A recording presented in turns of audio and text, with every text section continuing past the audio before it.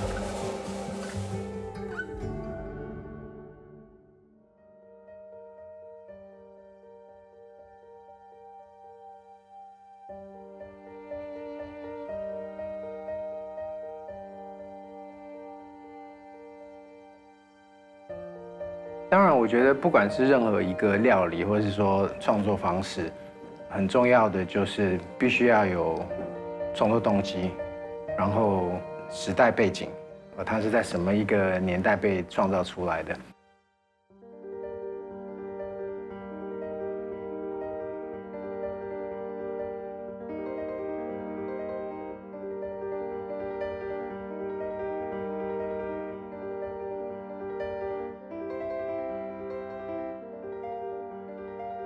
那最后一个就是顺应自然，我们没有办法创造一个东西是不顺着这个季节也好、节气也好，或者是本地的食材、简单的食材，顺应自然。每一个料理有它很明显的时代背景，然后创作的动机可能是因为节庆，可能是因为不希望浪费这些食物，然后做的各种利用或是保存。希望能够到下一个节气或者下一个季节，再来使用它。所以我觉得一个好的料理或者是创作方式，都必须要有这3个元素。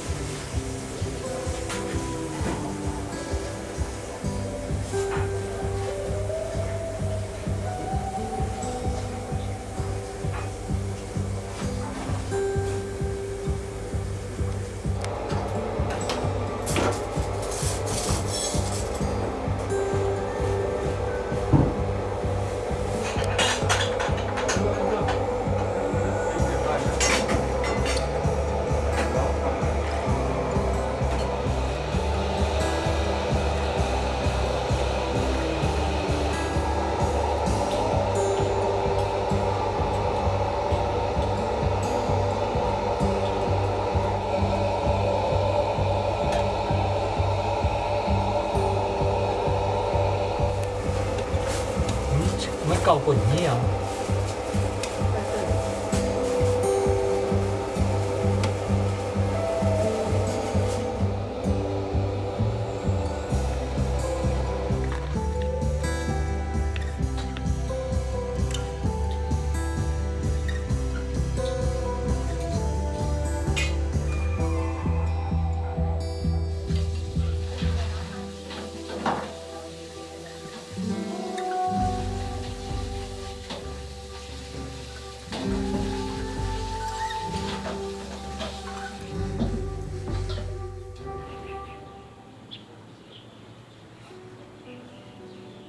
这边呢会变成水源很重要的地方，也是这样子。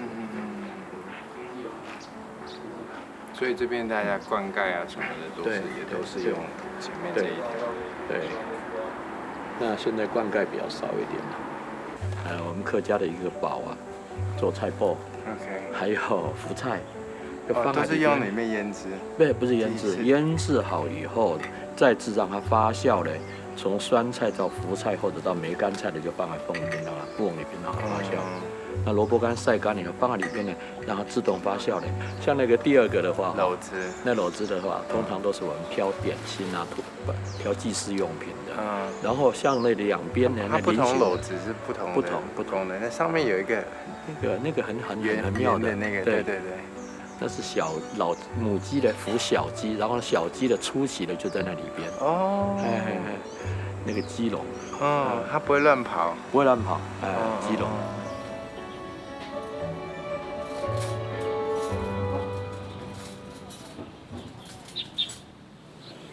那现在就这边就是做菜，对，吃饭的地方把原来存在里边的东西也是慢慢出来了。那我觉得在这个庭院里面吃饭也很舒服啊，很舒服。那个4个儿子，大的一个。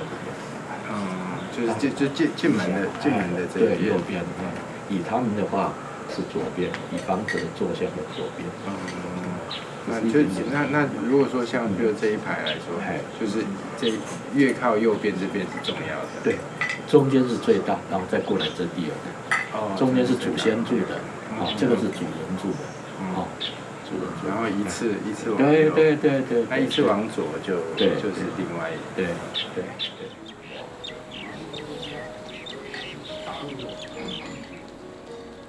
其实我觉得在刚刚跟老师闲聊的过程当中，也是反映我刚刚讲的，就是爱物惜物，不管是一个食材，可能它再酸或者说再苦，他们都会想到一个最好的方式来储存它或者腌制它。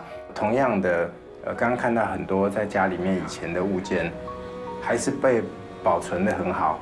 其实我觉得这就看得出客家人对这个爱物惜物，不管它是食材或是家里的一个物件，特别的珍惜，然后会用尽全力想要去把它保存以前的那个样子。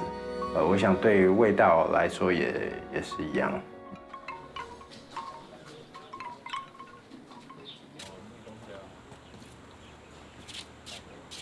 然后烟要准备哦，有点薄薄的。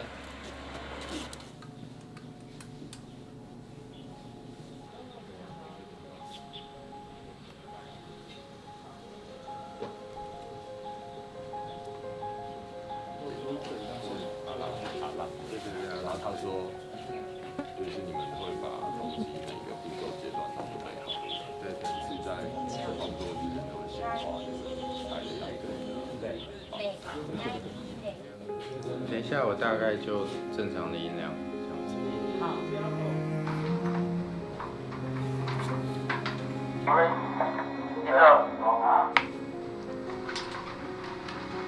当然，个人在做菜的时候，我有一个自己的八角哲学，那就是8个不同的元素。那简单来说，其实跟客家料理有一点类似，重要的不在食材的贵贱，而是在平衡。在这道料理里面，或者说在整个客家料理里面，不管是贵的食材或者是便宜的食材、简单的食材，找到它最适合的位置，然后平衡当这个画面是平衡的，或者说当这个味道组合是平衡的，它就自然的好吃。所以这个是其实我自己在料理的时候很在意的一件事情，就是平衡。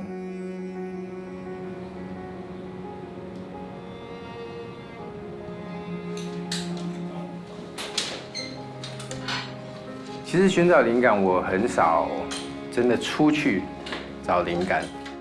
平常，其实我在创作的时候就会一直写下来我想要的元素。那像我刚刚说的3个，第一就是创作动机。那创作动机有的时候并不需要到外面，创作动机就是可能因为一个历史故事，或者是一张照片，或者一张什么。让你有这个创作的动机，顺应自然，当然就是你必须要到自然的环境去接收灵感。第3个就是那个时代背景。那我会在很多生活的时候就会想说，我们现在在什么样的时代背景，有一些什么东西元素是更当代的，虽然是把传统的东西重新理解过一次，那怎么样加进更当代的味道或者是视角，这是我通常在创作的时候的方式。样子就好，就是重。拿起来我拿一个这个这样，歪的，看你这个小样，看起来，另外一个创作探头人要。当时在做这道客家小炒的时候，其实我们一直都在寻找不同的面向。那什么是台湾味？它可以从以前的日据时代的阿舍菜啊、酒家菜啊，然后一直到国民政府眷村菜。那客家料理也是台湾味里面很重要的一环，所以我们希望能够融入一些大家能够耳熟能详的味道组合，所以我们就挑了客家小炒，来做一个结合，让大家说，可以试到一点好像有点客家味道的料理。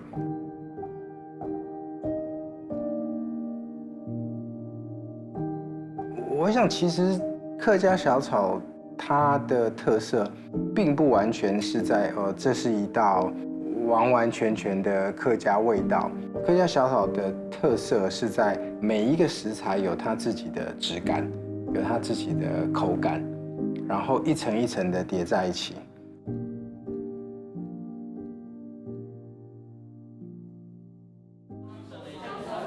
这样。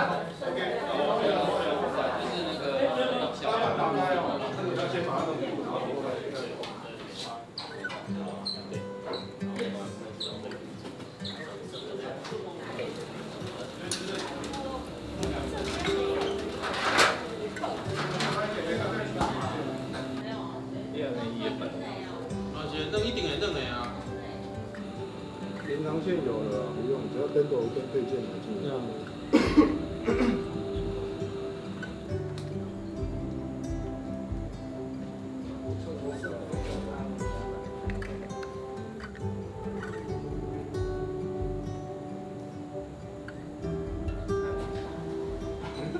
那时候也不会，那会看吗？通常就是让深一下，学一下。好，那等一下我们想一下好了，因为我其实还是弄小小的，直接加2倍镜的哦，直接加2倍镜，你可能要缩小啊。那个刀片，对对对。镜子要这吗？够了。下一个。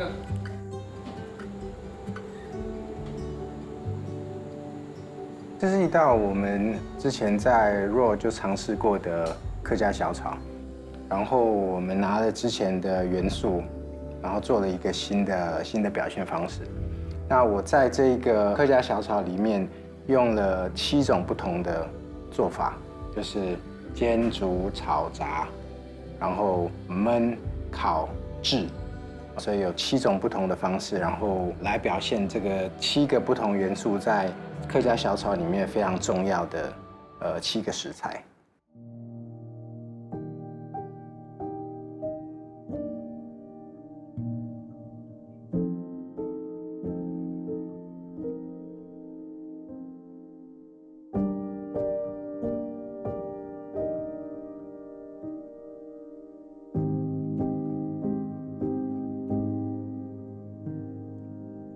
所以如何处理这7个不一样的食材，然后给它不一样的特色，在组合一起的时候，我想最难的地方是找到那一个平衡，因为没有任何一个食材是比另外那一个突出的，在味道上的混搭也是相同的。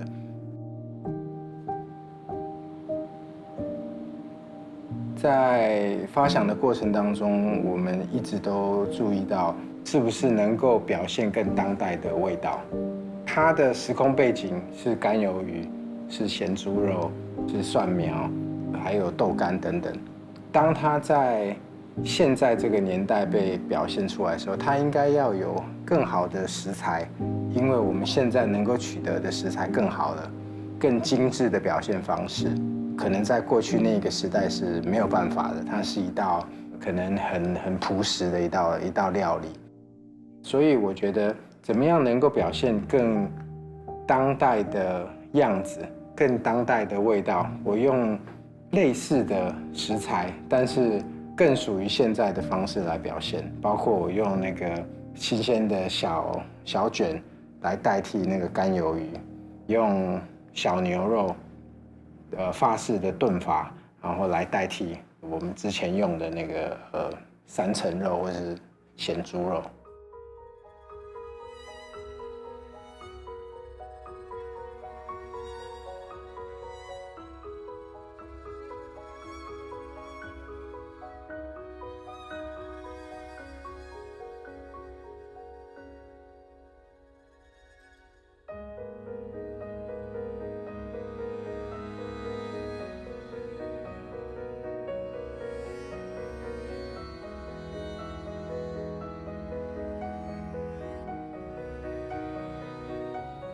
这道客家小炒里面有煎、煮、炒、炸、焖、烤、制。那煎我们是用小卷，然后要把那个酱的那个味道烧出来。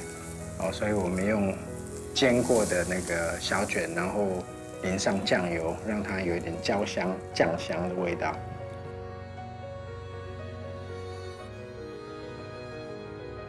然后煮的话，我们把蒜苗、葱、洋葱，还有一点蒜头，煮成一个蒜苗的酱，铺在那个盘子的最底下，然后有点 creamy 的味道。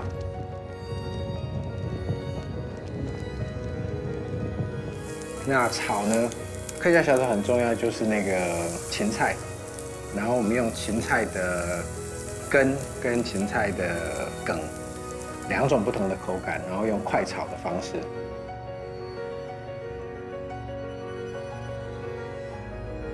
然后炸当然就是把原本豆干的意象变成豆皮，有点像千层酥的方式来表现。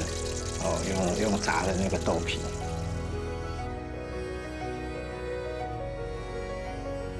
然后焖呢，当然客家小炒的用意就是把所有东西炒在一起，所以我们把猪肉换成小牛肉，用法式的方法让它能够更软嫩一点。所以我们就用小牛肉在牛奶里面炖，让它有一点那个乳香的味道，然后就是刚刚好熟。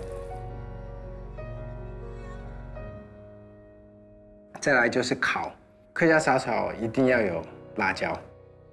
那一般的话就是只是把辣椒切丝，然后炒进去。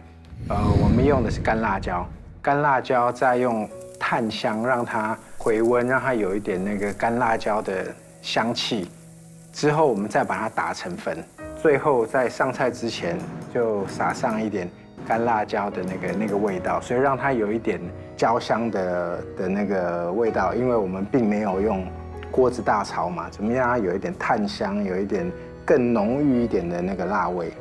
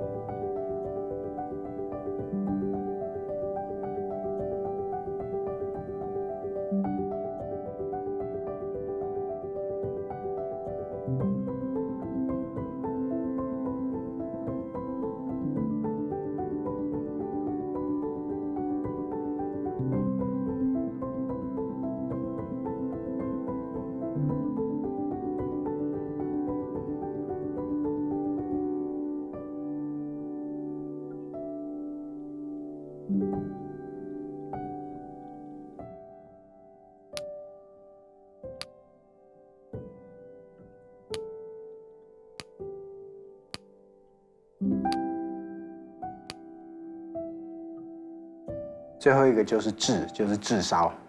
那为什么要炙烧呢？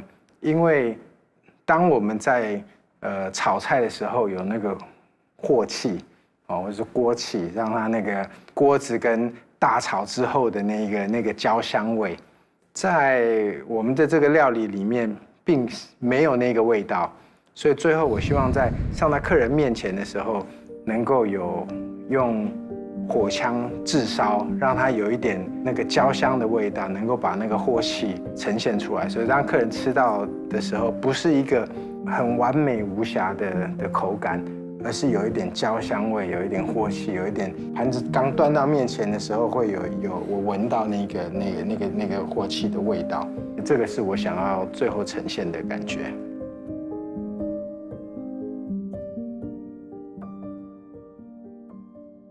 我想比较大的挑战可能就是在7个不同的做法的那个时间差，怎么样把这个7个做法都做得非常的到位？因为烤是烤，煎是煎，炖是炖，炸是炸，然后再来怎么抓每一个料理方式的时间，能够让它同时的出来，那个时间差跟那个烹调的手法的掌握。够不够精准，是这一道菜最重要的成败。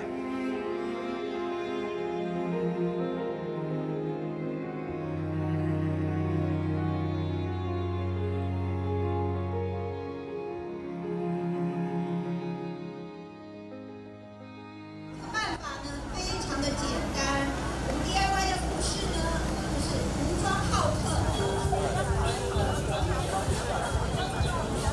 128比赛编号124。我们这边再特别提醒一下，就是大家相关的一些比赛的重点。总共贵宾还有 NG 各请朋友以及我们30队的参赛队伍，大家好，大家早安。不是30吹个吹舞，我整气都我编出了编出五组的优等奖，当然还有最重要的就是前3名有冠军、亚军以及季军。118比赛编号102，118比赛编号102，20比赛编号106，120比赛编号106。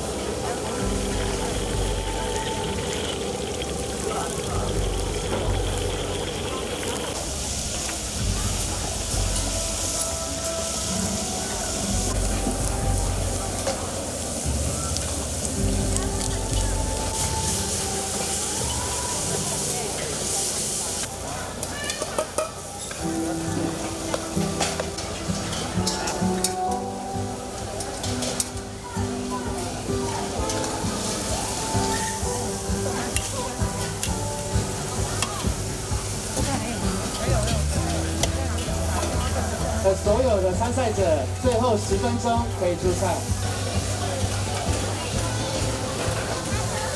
左右两侧，左右两侧。出赛的时候只出3种。